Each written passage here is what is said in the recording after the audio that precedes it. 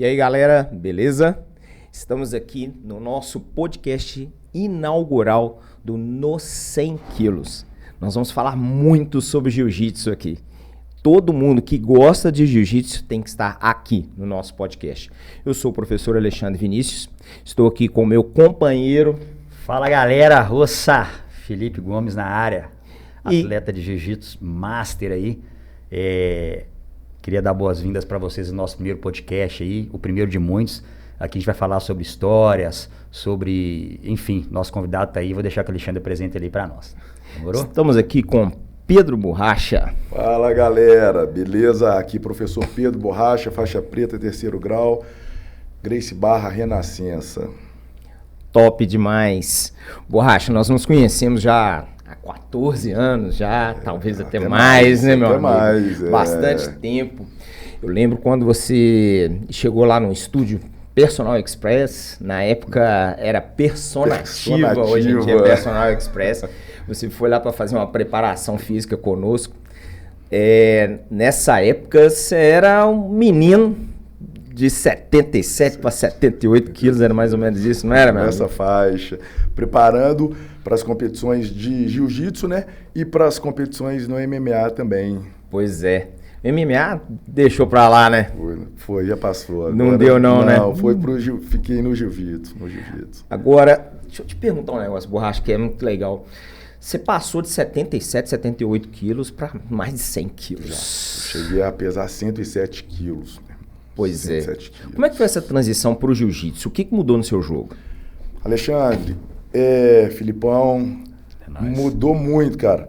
Porque tem o seu corpo acostuma com aquele peso, aquela movimentação que você tem. Você tá leve, 77, você tá solto, tá bem levinho. Você vai começando a subir o peso, aí é a importância da preparação e a constância no treino, né? Porque se você sobe o peso, se você não dá uma sequência, não continua numa preparação, não tem uma constância no treino, o corpo vai sentir. Porque o peso sobe, você vai lutar com um atleta mais pesado, a sua movimentação já vai ficar mais lenta, o gás já vai diminuir, vai cansar. Então, é grande essa diferença, essa mudança de peso. Agora, uma coisa interessante é que você passou para mais de 100 quilos, mais seco, né? Na época você estava bem mais... Você não era um camarada com muita gordura. Não. E faz diferença, porque você pega um camarada, às vezes, que está com uma quantidade maior de gordura no corpo ali. Maior, e como é que isso, na hora do campeonato e tudo, o que isso diferencia? Você tá mais seco, mais forte, e o camarada ali que é mais pesado, mas que não é tão seco assim? Cara, a questão, igual, eu sempre fui magro, sempre fui seco. Então, aumentava o peso, o percentual de gordura não subia. Já cheguei a pesar, hoje o meu peso está 97, o percentual eu não sei, mas uma das vezes que nós fizemos lá, bateu 5,8, se isso, não me engano, 5,7, 5,8 percentual de gordura. Era muito seco, né, velho? Muito seco. Era muito seco. Percentual de atleta, meu irmão. Percentual bem baixo. Pois é, demais. Percentual baixo. Cara, mas como estava treinando, suplemento, então não sofria tanto. Foi o que você me falou, a gente precisa de uma gordurinha, precisa de uma reserva. Sim, exatamente. Senão você vai apagar no treino, na competição. Então, você tem que estar... O percentual pode estar baixo, mas você tem que ter uma reserva. Não pode estar muito baixo, porque senão vai fazer uma falta. Não Principalmente, assim, senão não tão baixo. Cara, eu não entendo nada disso aí. Eu sou atleta master também, mas... O Alexandre, ele tem uns insights aí de preparação física, de percentual de gordura, é o que faz a minha preparação também, cuida da minha parte ali, da minha fisiologia. Eu tenho algumas lesões, mas depois a gente vai entrar nisso aí. Mas a gente dá pra ver que tem bastante diferença, cara, quando a gente começa a fazer um treinamento direcionado e quando você começa a fazer um treinamento, assim, por você próprio, tá ligado? Tudo, exatamente. A diferença gigante, mano. A diferença é gigante. E eu tô aprendendo isso agora, pai, porque, assim, eu fazia algumas coisas ali que não fazia muito sentido. O Alexandre encostou e começou a mostrar alguns caminhos que eu tô começando, tá? A entrar na minha cabeça, sabe como é que é, né, bicho? A gente é meio velho, assim, meio cabeça, meio de... Sabe como é que jiu-jitsu trabalha na cabeça da gente, né? Mas tá fazendo bastante diferença isso aí, cara. Com certeza, com certeza. Foram 2 preparadores que eu fiz, porque depois eu mudei, né? Eu morava próximo ao estúdio, na rua do estúdio, né? Do Alexandre, então não tinha nem como, né? Era pular da cama, dava dentro do estúdio. E o preparador Bruno Formiga também, que é um sim. camarada também excelente também, professor faixa preta também de jiu-jitsu. E treino como Alexandre, direcionado pro esporte, né? Ah, sou atleta de boxe, um treino voltado ali pro boxe. Sou atleta de jiu-jitsu, um treino voltado pro jiu-jitsu. Isso faz a diferença. Claro que o condicionamento da luta, independente da luta que você faça, você pega o condicionamento, você ganha aquele gás treinando. Tem que estar treinando. A preparação vai te ajudar muito, vai te ajudar bastante. Agora, como é que foi essa transição sua? Porque você começou na capoeira, né? Sim, comecei a capoeira tem uma história na sua vida aí, e eu também já joguei capoeira, e eu sou apaixonado até hoje, eu gosto muito. Não consigo jogar muito capoeira, mas não que a coluna não deixa. Mas é um negócio que eu sempre gostei muito, e eu acho que não direcionado, a gente não direciona muito, né? Assim, olha, o que eu usava na capoeira eu vou usar no jiu-jitsu e tal. Mas como é que foi essa transição? Porque hoje você tá muito mais no jiu do que na capoeira, né? Sim, hoje a escola em que eu treino, a oficina da capoeira, ela completa em dezembro, dia 14 de dezembro, 30 anos de existência. Eu vim um pouquinho antes com os professores que eu treinavam, né?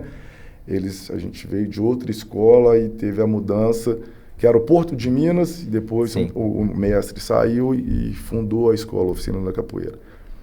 E aí, daí em diante, estamos lá. Aquela época treinava também, mas aí vem outras coisas que vão...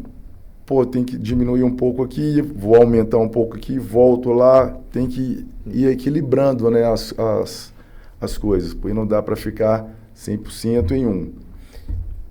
E a capoeira eu dei uma diminuída, às vezes vou lá, vou nas rodas, vou nos eventos, vejo a galera, gosto. Capoeira é paixão, não tem como, né? Mas a transição, cara, a capoeira nos dá muita consciência corporal. Muita consciência corporal.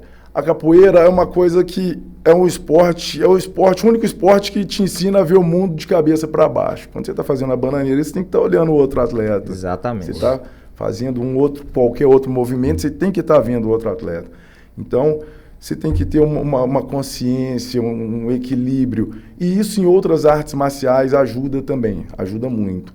A destreza. A capoeira, diferente de outras lutas, você não pode parar para você bater. Se você vai aplicar uma rasteira, um golpe, os dois estão gingando, os dois estão movimentando. Então tem que ser dentro do movimento. Você não para, você não dá um soco, você não dá um pontapé no outro atleta, fora da ginga, sem estar gingando. Eu acho curiosidade, desculpa, pode falar, cara. E eu acho que no caso do jiu-jitsu, acaba que é um jogo também. É um jogo de xadrez. É um jogo de xadrez. Tá tendo seu braço aí, né? Cara, jogo de xadrez no jiu-jitsu. Ideologia, porque você passa da capoeira, que é um tipo de jogo, vai pro jiu-jitsu, que é outro tipo de jogo. Eu acho que isso daí é algo muito interessante. Só que quando a gente trabalha com preparação física, a gente tem que entender a especificidade de cada esporte e quais são as necessidades. E quando você foca em um esporte, igual por exemplo no jiu-jitsu, o camarada vai lá, vai bater uma peladinha no final de semana, vai jogar bola, vai fazer alguma coisa, o risco é grande pra caramba. O camarada vai lá, machuca, lesiona e prejudica o desenvolvimento do cara naquele esporte específico, né? Com certeza. Não dá pra ficar brincando. Não, Filipão? Não tem como, cara, porque... É como o Borracha disse, né? Ele veio da capoeira, né? Fez ali a migração para o jiu-jitsu. A capoeira é uma grande paixão, mas a gente vê uma certa similaridade aí, né?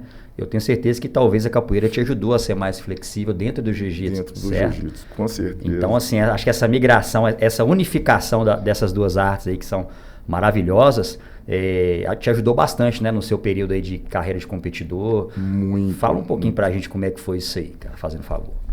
Cara, ajudou muito pela flexibilidade, aquela noção, tô colocando o pé aqui e vou tomar uma raspagem. Lógico que o jiu-jitsu nos dá isso, nos ensina essa percepção também. A gente tem o Mestre Azul, né, cara, que hoje é um grande representante da capoeira que tá no jiu-jitsu. Tá no jiu-jitsu lutando aí pelo mundo afora, aí, desafios, né? Muito massa isso. Grande campeão, muito massa.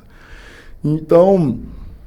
A capoeira, aquelas quebradas de quadril, aqueles movimentos. Não que o atleta de jiu-jitsu, tem atleta que veio só do jiu-jitsu, que é excelente, faz a movimentação também, que você olha, pô, camarada, mas quando você vem de uma modalidade igual a capoeira, né, o que a gente está falando aqui, te dá essa flexibilidade, essa consciência corporal, até mesmo você tá tomando uma queda, tá tomando uma raspagem, você, opa, eu tenho que cair bem aqui, tomei uma raspagem, mas tem que cair em condições de cair bem para ter condições de devolver esse ponto de novo.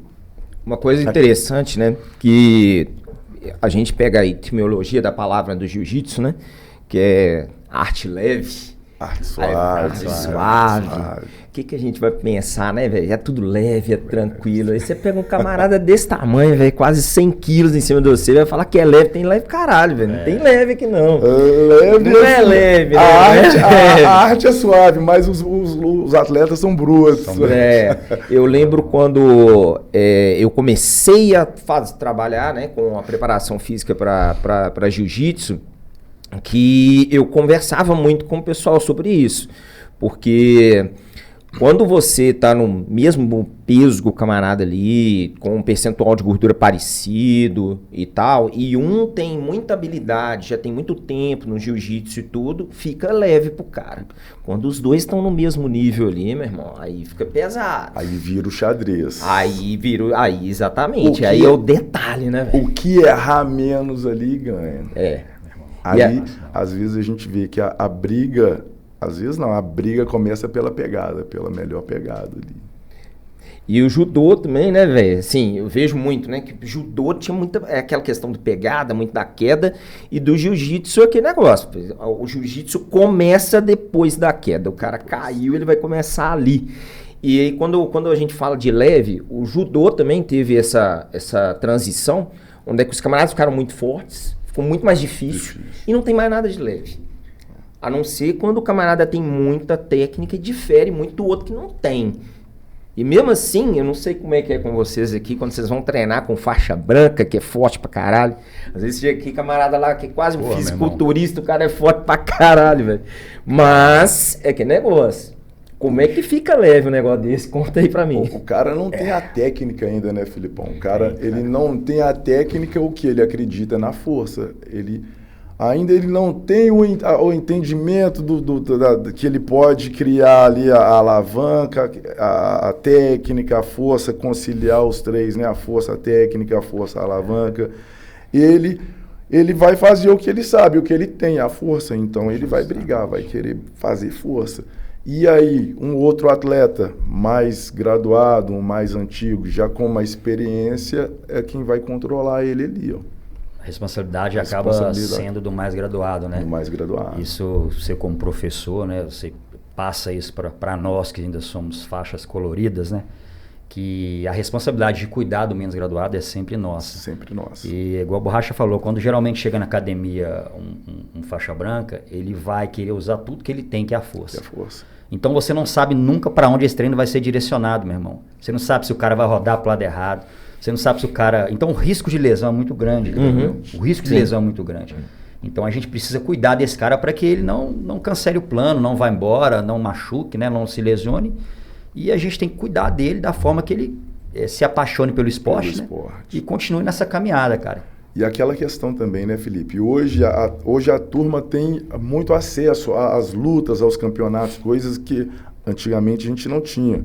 Você não tinha o YouTube, você não conseguia filmar uma luta sua, uma luta de um amigo, porque antes era aquelas máquinas, tirava foto, rebobinava e mandava. Entregou a idade, né? Entregou a idade. Hoje a galera tem a facilidade, né, de ver a posição, de ver um treino. E às vezes o aluno novo vê um atleta de ponta e vê o camarada lutando naquele jeito rápido, mas o camarada tem a consciência, o cara sabe, 2 faixas pretas, você pega os pretas aí, os tops aí leve, Os caras lutam a milhão, mas passando pelo básico, um básico bem feito, faz. Aí um aluno novo, o que acontece? Ele vê, ele pode fazer igual, mas não sabe por que o joelho passa ali, por que o pé fica, porque onde coloca a mão e acaba causando a lesão. Então, eu costumo falar com os meninos, mas sempre coloca um mais graduado com o mais novo. Sim. E se o mais novo machucar, a culpa é do mais velho, porque você tem a responsabilidade de cuidado. E é óbvio que a parte da preparação ela é muito importante. A maioria das pessoas elas só pensam em preparar força, né? Só ganhar força e não é. É porque às vezes o camarada não tem mobilidade suficiente. Né? Eu estava trabalhando até com o Filipão recentemente, que ele teve uma lesão já antiga, né? Que ele rompeu o tendão de Aquiles, tem algumas outras lesões de coluna, dor na coluna e tudo mais. Então, às vezes, a mobilidade ali é mais importante, porque você vai tentar uma posição, aquela posição, sua mobilidade não te permite chegar naquela posição, aí você tem que ceder uma posição. Ou adaptar aquela posição. Exatamente. Às vezes isso é um prejuízo. Então, se a pessoa se prepara, ela está bem fisicamente, em todos os âmbitos, eu acho que isso daí ajuda pra caramba.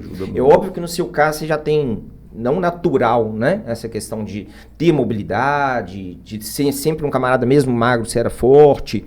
É algo que é natural, mas se a gente não trabalha no dia a dia, a gente perde. Perde, justamente. Exatamente. A gente perde. Tem que ter preparação. É como o alongamento, né? Você é bem alongado. Se você não cuida ali, não trabalha o alongamento, vai encurtando. É uma valência que a gente nasce no máximo, até a cabeça da gente é flexível, porque a gente tem que passar ali pelo canal vaginal, né? Quando a gente nasce, exatamente. Até a cabeça é flexível, depois, meu irmão, aí é só perdendo. É uma valência que a gente só perde com o passar do tempo. É diferente de força, que a gente vai aumentando testosterona, no caso do homem e a mulher também, e aí vai ganhando força, mas no caso de flexibilidade é diferente. Uma outra questão importante para a gente conversar com você, Borracha, é sobre a sua inclusão dentro da arbitragem do jiu-jitsu. Porque a gente está falando de força, está falando de tudo, mas e essa questão assim de entender as regras do jogo?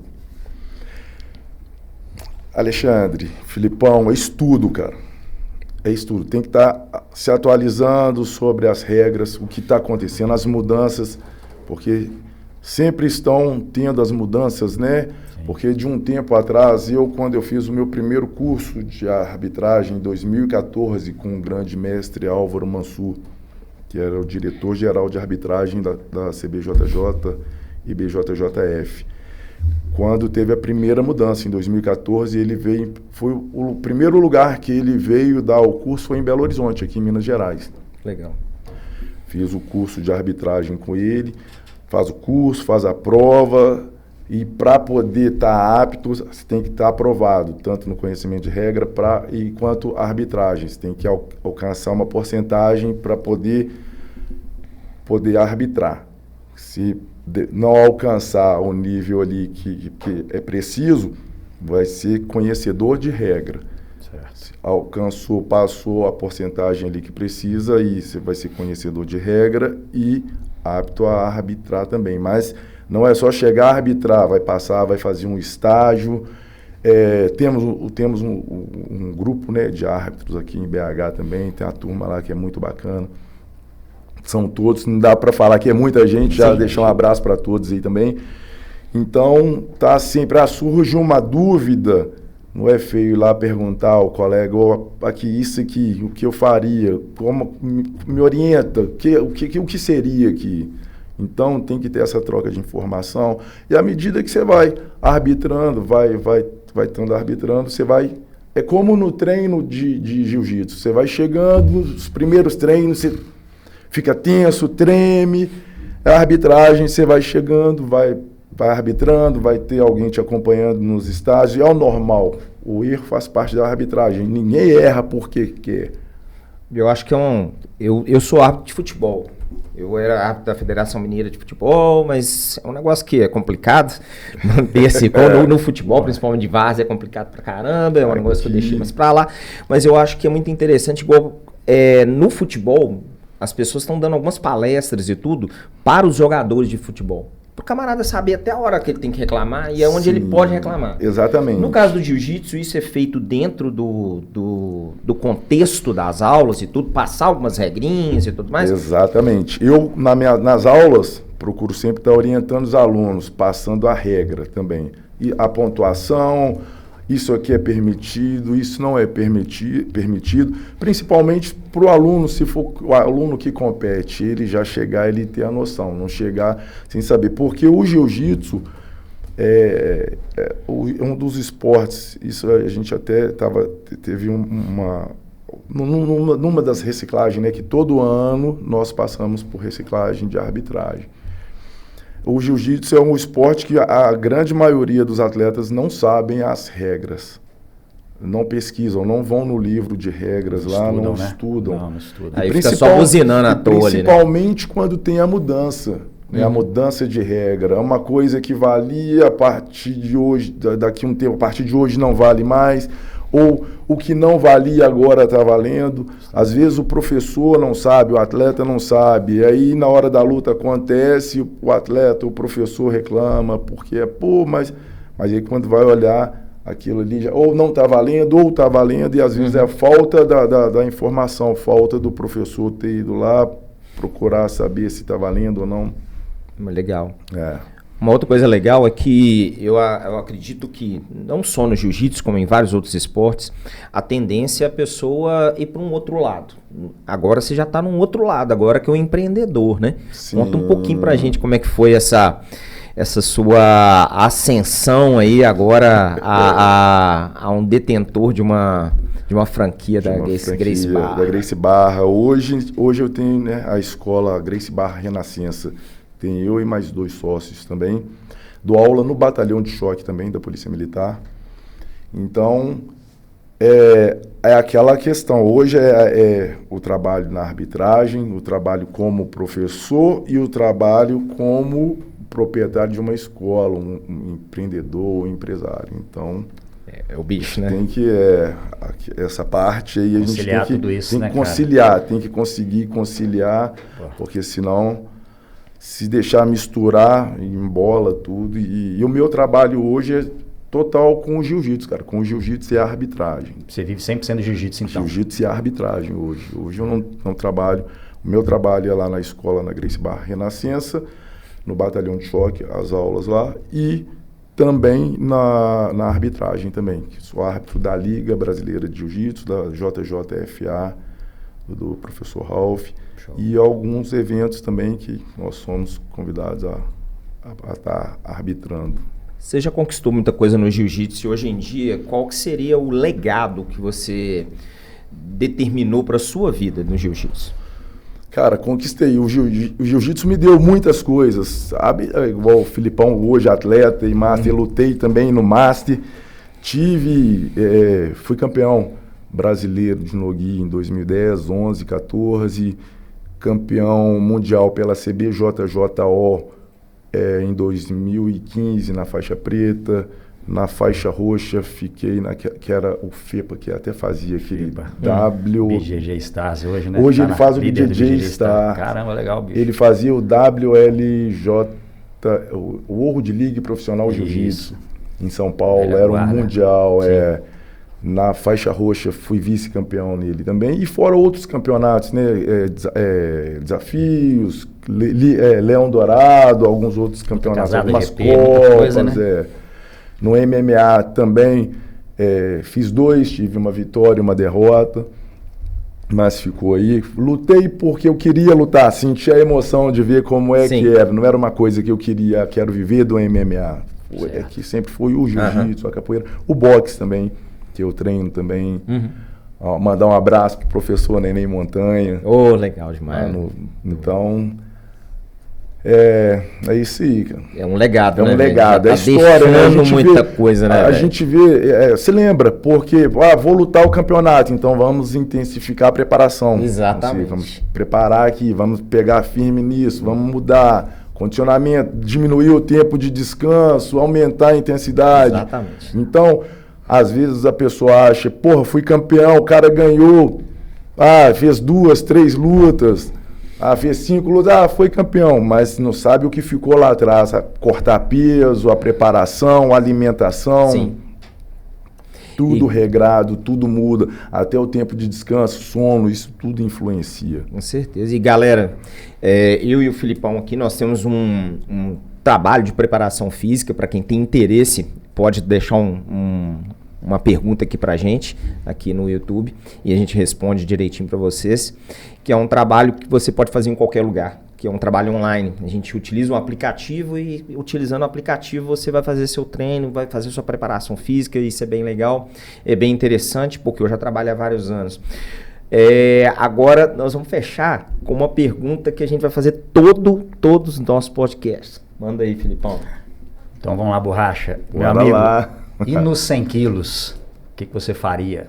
Meu irmão, nos 100 quilos, eu viria aqui, ó, nos 100 quilos, o que eu faria? Vim aqui bater um papo com a galera aqui, Nossa, nota 1000, Filipão, Alexandre. É nóis. É nós, tamo junto. A gente vai repetir ainda essa conversa aí, tem muita história, acho que se deixar a gente fica resenhando aqui durante horas, né? O dia todo, que né? É muita Passa experiência, é muito aprendizado, é muito legado, né? Então a gente precisaria de praticamente o dia inteiro para ficar trocando essa ideia aqui, cara. É muita história. Então, é muita coisa. Só quem vive, quem viveu sabe como é que é, né, meu irmão? Muita é história, cara, muita batalha, né? Muita batalha. Literalmente suor e lágrimas, né, meu amigo? Com certeza. Suor e lágrimas aí. Com certeza.